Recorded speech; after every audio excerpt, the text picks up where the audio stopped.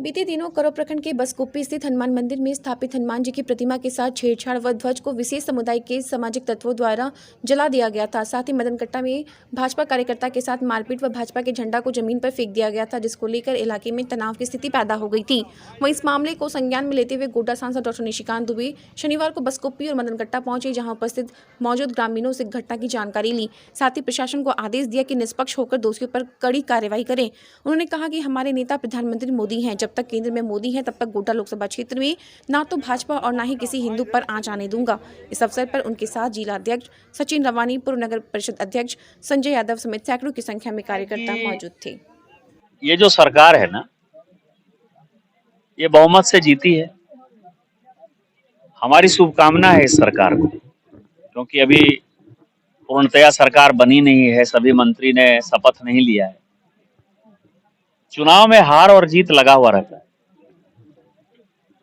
मैं भी 4 बार जीता हूं यहाँ। भारतीय जनता पार्टी के एमएलए भी यहाँ से लगातार जीतते रहे। एक बार जीते हैं, एक बार हारे। ये पहला ऐसा मौका है जबकि लगातार 2 बार वो जीते। लेकिन आप मंदिर को नष्ट करने का कोशिश करेंगे, मंदिर को बर्बाद करने की कोशिश करेंगे, हमारी आस्था पर चोट करेंगे, उसको मूर्ति को जो है आप सिगरेट से उसके कपड़े को जलाने की कोशिश करेंगे। और दूसरा, हमारे जो कार्यकर्ता हैं उनके घरों के ऊपर से आप झंडा उतारने का कोशिश करेंगे, उनके ऊपर मलमूत्र करने का प्रयास करेंगे। ये तो बर्दाश्त के बाहर है ना। आपकी यदि राज्य में सरकार है तो केंद्र में तो मोदी जी की सरकार है ना। यदि आपका यहाँ विधायक है तो यहाँ सांसद तो भारतीय जनता पार्टी का है ना, कि नहीं कोई दूसरा है। तो यदि आप कहते हैं कि हम सत्ता में हैं और हम सत्ता में कुछ भी कर सकते हैं, तो हम भी तो सत्ता में हैं। लेकिन हमने तो कभी आपके साथ गलत नहीं किया। हम हमेशा सोचते हैं कि हिंदू मुस्लिम सिख ईसाई सब है।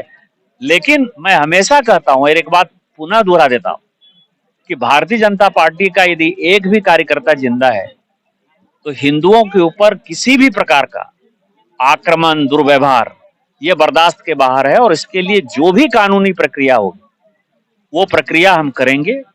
सड़क से लेकर संसद तक हम इस बात को उठाएंगे।